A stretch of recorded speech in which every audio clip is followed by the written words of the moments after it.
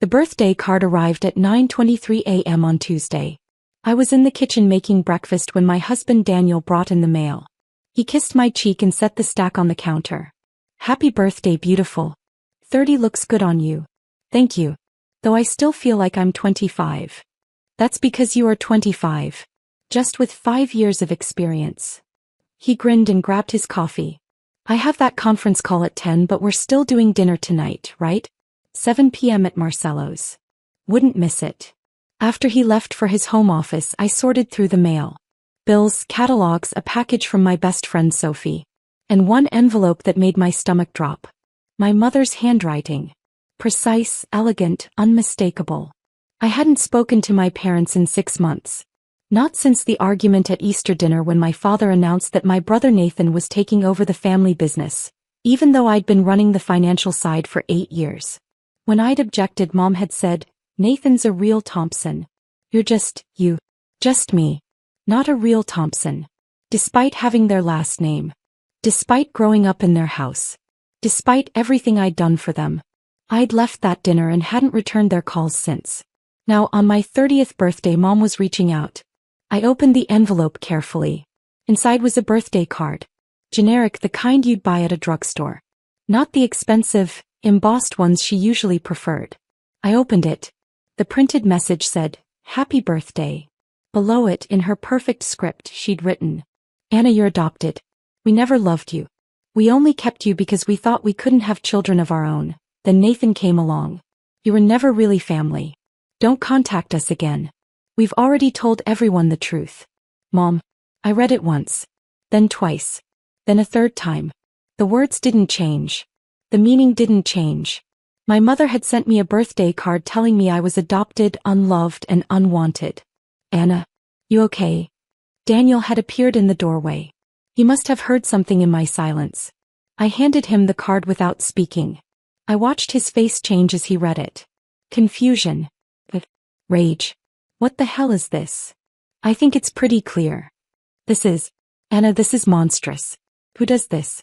Who sends this on someone's birthday?" "Apparently my mother. I'm calling them right now. This is unacceptable. Don't." My voice was calm. Too calm. The kind of calm that came before earthquakes. "Don't call them." "But I need to make a phone call. To Patricia." Patricia Chin was my attorney. She'd been helping me structure my investments for the past 5 years. She knew everything about my financial situation. Everything. "Your lawyer?" "Anna, what are you thinking?"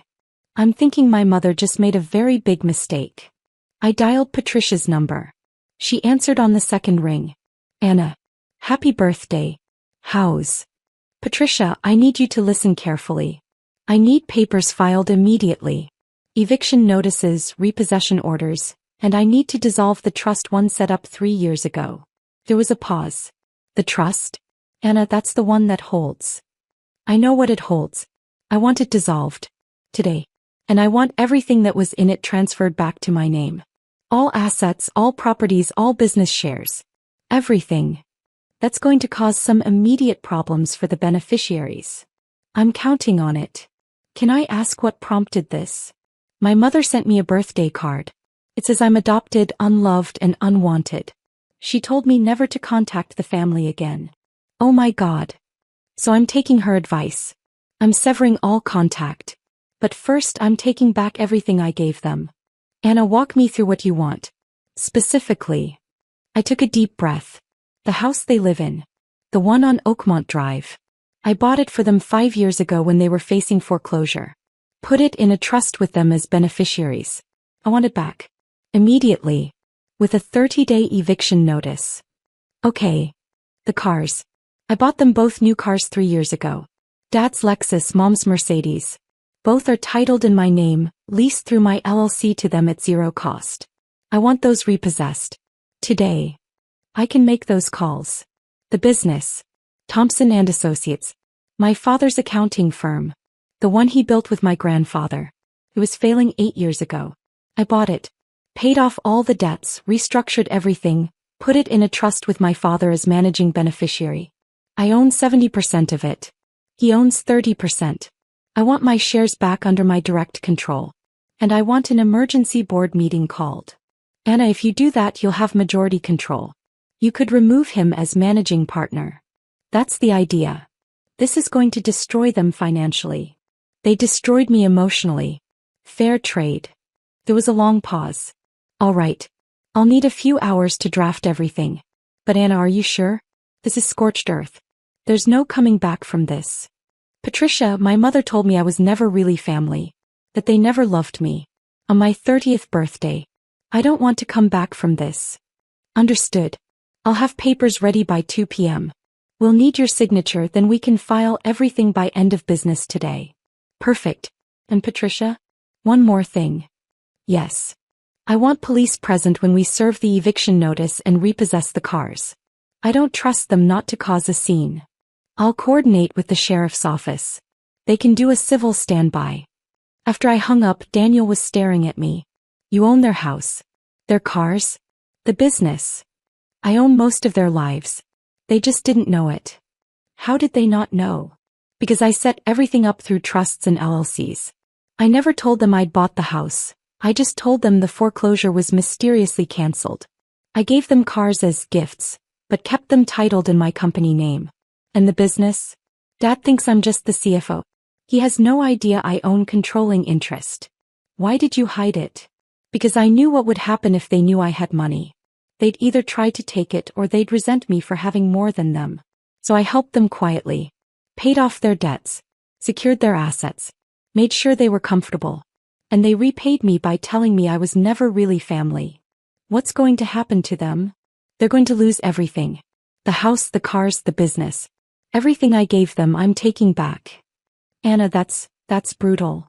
Is it? Or is it just consequences? They told me not to contact them. So I won't. But first, I'm removing myself from their financial life. They want to pretend I was never family? Fine. They can do it without my support. He hugged me. I'm sorry. This is a terrible birthday. It's about to get better. Trust me. At 2:15 p.m. I was in Patricia's office signing papers. Eviction notice for 847 Oakmont Drive. Repossession orders for one Lexus ES 350 and one Mercedes E-Class. Dissolution of the Thompson Family Trust. Transfer of all assets back to Anna Thompson individually. Emergency board meeting for Thompson and Associates, called by majority shareholder Anna Thompson. Patricia watched me sign each document. You're really doing this? I really am. The eviction notice gives them 30 days. The cars will be picked up tomorrow morning at 8 a.m. The board meeting is set for Friday at 10 a.m. Perfect. Anna, they're going to fight this. Your father will challenge your ownership of the business. Your mother will claim the house was a gift. Let them. I have every document, every wire transfer, every contract. It's all ironclad. They can't fight what's legally mine. What about emotionally? Are you prepared for the fallout? Patricia, my mother told me they never loved me. The emotional fallout already happened. This is just the legal aftermath. She slid a final document across the desk. Then sign this. It authorizes me to act on your behalf for all communications with your family. They won't be able to contact you directly. I signed it. Done. The sheriff will serve the eviction notice tomorrow morning at 9 a.m. They'll also supervise the car repossessions. Do you want to be there? No. I never want to see them again. Understood. I spent the rest of my birthday trying to pretend everything was normal. Daniel took me to dinner. We ate expensive pasta and drank good wine. He gave me a beautiful necklace. We came home and watched a movie. But my mind was elsewhere. Imagining tomorrow morning. Imagining the sheriff knocking on the door. Imagining my parents' faces when they realized what was happening. That night I barely slept. At 9:03 a.m. the next morning, Patricia called. They've been served. Both the eviction notice and the car repossession orders. How did they react? According to the sheriff, your father tried to argue. Said there must be some mistake. Your mother locked herself in the bedroom. They repossessed both vehicles without incident, though your brother showed up and started yelling about lawyers. Let him yell. There's something else. Your father called me directly. 27 times. He left voicemails. Don't listen to them. I already did. For legal documentation purposes. And he's panicking. He says he doesn't understand what's happening. That you're overreacting. That your mother's birthday card was taken out of context. Out of context? How do you take "we never loved you" out of context? You don't. But he's desperate. He wants to talk to you. No. He says he'll contest the eviction. Says the house was a gift. He can contest all he wants. I have the deed. My name is on it. The trust documents clearly show I was the grantor and they were beneficiaries. I'm within my rights to dissolve it. He's also threatening to sue you for stealing the business. Let him. I have every document showing I purchased those shares. He can't sue me for taking back what's mine. All right. I'll send him a cease and desist. No more contact attempts or we'll pursue harassment charges. Thank you, Patricia. For 3 days I heard nothing. 3 days of silence while my parents presumably figured out their next move. Then on Friday morning I walked into the emergency board meeting for Thompson & Associates. The conference room was on the 3rd floor of the office building where my father had worked for 35 years. The building my company now owned, though nobody except Patricia and the property management company knew that. I arrived at 9:45 a.m. 15 minutes early. I wanted to be settled before anyone else arrived. Patricia was already there setting up documents. Ready for this? As ready as I'll ever be. The board members started arriving. 5 of them, all longtime business associates of my father's. Men in their 50s and 60s who'd known me since I was a child. Who'd watched me work my way up through the company. Who had no idea I owned most of it. My father arrived at 9:58. He stopped cold when he saw me. Anna. What are you doing here? I called this meeting. I'm on the board. You're not on the board. You're the CFO. I'm the majority shareholder. Which automatically gives me a board seat. Check the bylaws. Patricia slid a document across the table. Article 7, Section 3. Any shareholder with more than 50% ownership has automatic board membership and chairmanship rights. My father read it. His face went pale. You don't have 50%. I have 70%. I've had it for 8 years. You have 30%. The other board members are advisory only. The other board members were looking confused. Richard, what is she talking about?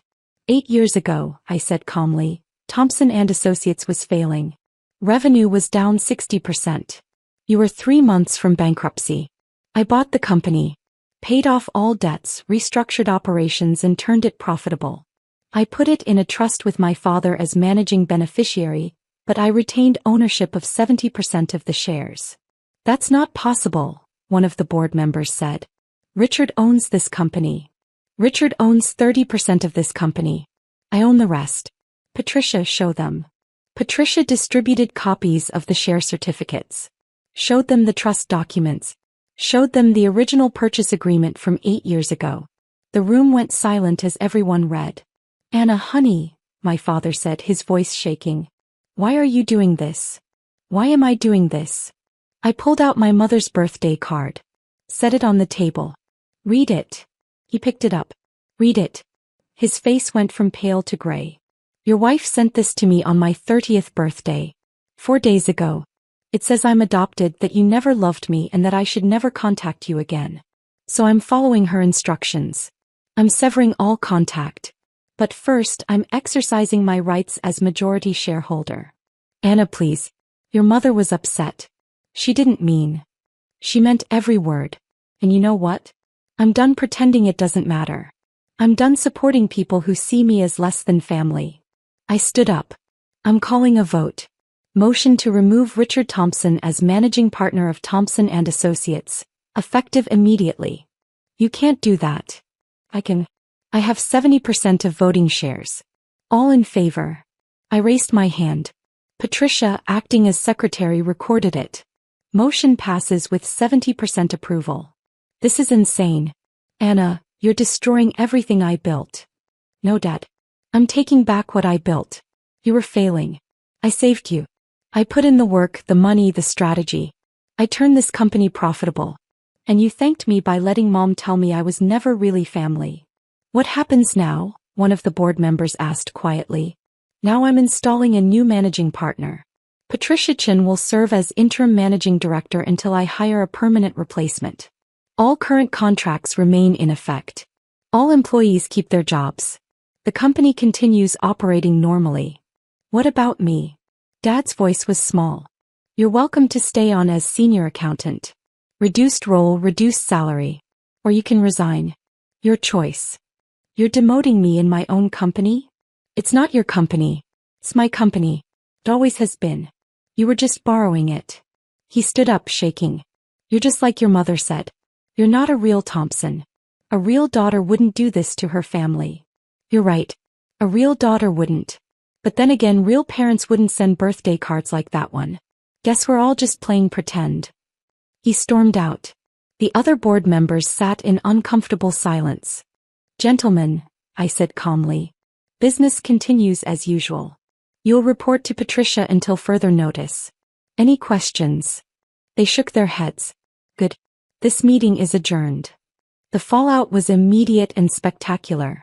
My mother called from my brother Nathan's phone. I didn't answer. She left a voicemail screaming about betrayal, about how I was destroying their lives, about how she'd always known I was ungrateful. Nathan sent a series of threatening texts. Told me I was evil, that I'd stolen from our parents, that he'd make sure everyone knew what I'd done. My father's business associates started calling, trying to understand what happened. Patricia fielded every call with professional detachment. 3 days after the board meeting, my parents' church friends started reaching out. Apparently, Mom had told everyone that I'd stolen her house and her car, that I'd tricked them into signing documents, that I was financially abusing them. I sent each person a single reply, a photo of the birthday card along with a 2-sentence explanation. This is what my mother sent me on my 30th birthday. I'm simply removing my financial support from people who don't consider me family. The calls stopped after that. A week later, my brother Nathan showed up at my house. Daniel answered the door. Anna's not here. Bullshit. Her car's in the driveway. She doesn't want to see you. She needs to see me. She needs to fix what she did to Mom and Dad. I appeared behind Daniel. I'm not fixing anything. Anna, please. They're going to lose everything. The house, the business, everything. You're destroying them. They destroyed themselves. I just stopped propping them up. Over a birthday card? You're ruining their lives over a birthday card. Over 30 years of being treated as less than. The card was just the final message. They don't love me. They don't consider me family. So I'm giving them what they want. Freedom from me. They're your parents. Are they? Because parents don't send cards like that. Parents don't tell their children they were never wanted. Parents don't announce to the world that their child isn't real family. So maybe they're not my parents. Maybe they're just people I used to know. You're being cruel. I'm being clear. They set the terms. I'm just following through. What do you want? An apology? Fine. I'll make them apologize. I don't want a forced apology. I don't want anything from them. I want them to have the life they apparently wanted, one without me in it. Now get off my property. Anna. Leave. Or I'll call the police for trespassing. He left. But not before calling me every name he could think of. 2 weeks after my birthday, Patricia called with an update. Your parents hired a lawyer. They're suing for ownership of the house and the business. On what grounds? They claim the house was a gift. They're saying you promised it to them in perpetuity, that removing it is elder abuse. I have every document proving otherwise. The trust papers clearly state I can dissolve it at any time. I know. Their lawyer knows too. This is a desperate move. They're hoping you'll settle just to make it go away. I'm not settling. I didn't think so. There's something else. Your father filed for bankruptcy. Already. Without your financial support, his personal debts are overwhelming. The house was his major asset and now it's gone. He can't sustain his lifestyle. That's not my problem. Your mother is telling everyone you abandoned them. That you're heartless. That you turned your back on family in their time of need. Let her talk. Anyone who asks can see the birthday card. And I have to ask. Do you ever regret this? Even a little? I thought about it. Really thought about it. Did I regret taking back my house, my cars, my business? Did I regret responding to cruelty with consequences? No, I said finally. I regret spending 30 years trying to earn love from people who never intended to give it. I regret sacrificing so much for people who saw me as expendable. But taking back what's mine? Standing up for myself? No. I don't regret that at all. Good. Because the court date is set for next month. Be prepared for them to paint you as the villain. I've been the villain in their story for 30 years. I'm used to it. The court case was brief. My parents' lawyer tried to argue that the house was a gift, that I'd promised it to them forever, that taking it back was unconscionable. Patricia presented the trust documents. Showed the explicit language giving me the right to dissolve it. Showed my purchase records, my payment history, every document proving I owned everything. The judge reviewed it all and ruled in my favor. The house was mine. The eviction stood. My parents had 15 days to vacate. In the hallway afterward, my mother confronted me. Are you happy now? You've destroyed us. I gave you the life you wanted. The one without me in it. We never said we wanted a life without you. I pulled out my phone. Showed her a photo of the birthday card. You said, and I quote, "You're adopted. We never loved you. Don't contact us again. I'm just respecting your wishes." I was angry. You'd been ignoring us for months. I was protecting myself from people who hurt me. And you responded by trying to hurt me more. Well, congratulations. You succeeded. You hurt me so badly that I finally understood I needed to cut you out of my life completely. You're our daughter. No, Mom. According to you, I'm adopted. I was never really family. Remember? You told me that. On my birthday. In writing. She started crying. I didn't mean it. Yes, you did. Maybe not the adoption part. I know that was a lie designed to hurt me. But the part about not loving me? The part about me not being a real Thompson? You meant that. You've always meant that. You've been telling me that my whole life, just in quieter ways. Anna, please. I have nothing left to say to you. My lawyer will handle everything from here. Don't contact me again. I walked away. Left her crying in the courthouse hallway. Left my father standing beside her looking defeated. Left my brother Nathan glaring at me like I was a monster. Maybe I was a monster. Maybe taking everything from them was cruel. But they'd taken everything from me first. They'd taken my sense of belonging, my feeling of being loved, my place in a family. They'd spent 30 years taking, and when I finally stopped giving, they acted like I was the villain. I was done being their victim. 6 months later, I was in my home office when Daniel brought in the mail. Anything interesting? Bills, catalogs, and this. He held up an envelope. My father's handwriting. Throw it away. Anna, maybe you should read it. Why? So he can tell me I'm a terrible daughter again? So he can beg for money? Oh, I'm done. What if it's an apology? It's not. How do you know? Because if he was sorry, really sorry, he'd respect my boundaries and leave me alone. Sending a letter after I said not to contact me isn't an apology. It's more manipulation. Daniel looked at the envelope. Should I open it? If you want. But I don't want to know what's in it. He opened it. Read it. His face went through several emotions. It's, Anna, you should read this. No. He's dying. The words hung in the air. What? Cancer. Stage 4. He has maybe 3 months. He wants to see you. He says he has things to say. I took the letter. Read it in my father's shaky handwriting. Anna, I'm dying. I know I don't deserve your forgiveness. I know what we did was unforgivable. But I'm asking anyway. Please come see me. Let me say goodbye properly. Let me tell you things I should have said years ago. Please. Dad. I set the letter down. No. Anna. No. He had 30 years to tell me things. 30 years to treat me like I mattered. And he didn't. And now that he's dying, he wants absolution? He wants to feel better about himself before he goes? Well, I'm not giving him that. He's your father. Is he? Because fathers don't let their wives send birthday cards like that. Fathers don't stand by while their daughters are emotionally destroyed. Fathers protect. He didn't. So no. He doesn't get a deathbed reconciliation. He doesn't get to feel better about how he treated me. You might regret this. I might. But I'll regret it less than I'd regret letting him hurt me one more time. Daniel hugged me. Hey. Your choice. Always your choice. My father died 8 weeks later. Nathan called to tell me. I didn't go to the funeral. 3 days after the funeral, my mother called from a number I didn't recognize. I almost didn't answer. But something made me pick up. Anna. What do you want, Mom? I want talk. Face to face. Just once. Then I'll leave you alone forever. Why?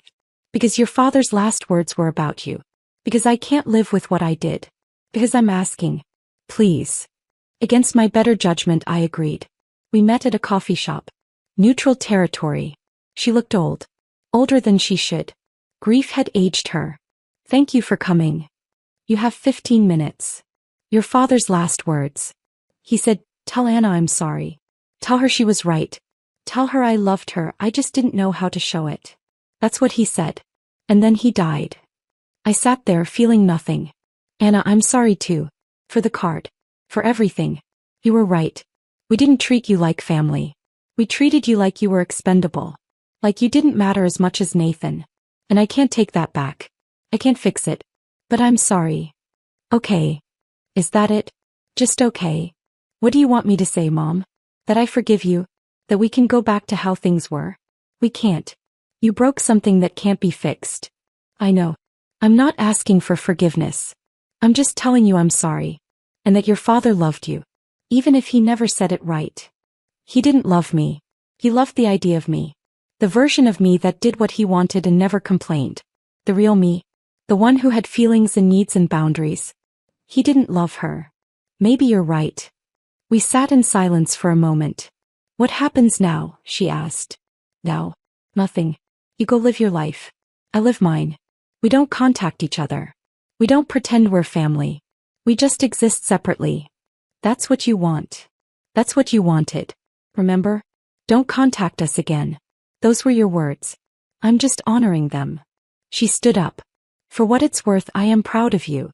Of what you built. Of how strong you are. I wish I'd told you that before. Before you sent me a birthday card telling me you never loved me? She flinched. Yes. Goodbye, Mom. Goodbye, Anna. She left. I sat there with my coffee, feeling the weight of 30 years lifting off my shoulders. I didn't forgive her. I didn't forgive him. But I did something better. I let go. Let go of the hope that they'd change. Let go of the dream of having parents who loved me unconditionally. Let go of the hurt and the anger and the desperate need for them to see me. I just let it all go. A year later, I stood in the house on Oakmont Drive. My house. The one I'd evicted my parents from. I'd renovated it completely. New floors, new paint, new fixtures. Erased every trace of them. Daniel walked through the rooms admiring the work. It's beautiful. What are you going to do with it? I'm going to sell it. Use the money for something good. Maybe start a foundation. Help other people who feel like they don't belong in their own families. That's a good idea. Or maybe I'll just keep it. Rent it out. Use it as investment property. I haven't decided. My phone buzzed. A text from Patricia. Your mother's lawyer called. She's asking if you'd reconsider letting her stay in the house. She's willing to pay rent. I showed Daniel. What do you think? What do you want to do? I thought about it. Thought about the birthday card. Thought about 30 years of being just Anna. Thought about my father's deathbed message. Thought about my mother's apology. I typed back, no. The house is mine. She had her chance to make it a home. She chose to make it a place where I didn't belong. Now she doesn't belong there either. Daniel, read my response. No regrets. No regrets. And I meant it. Because I'd finally learned the hardest lesson of all. Family isn't about blood. It isn't about who raised you or what last name you have. Family is about who loves you, who sees you, who values you. And the people who raised me, they weren't family. They were just people who lived in my house for a while. And now that house was mine again. Ready for whatever came next. Ready for a future that didn't include people who thought birthday cards were appropriate venues for cruelty. Ready for me to finally be free.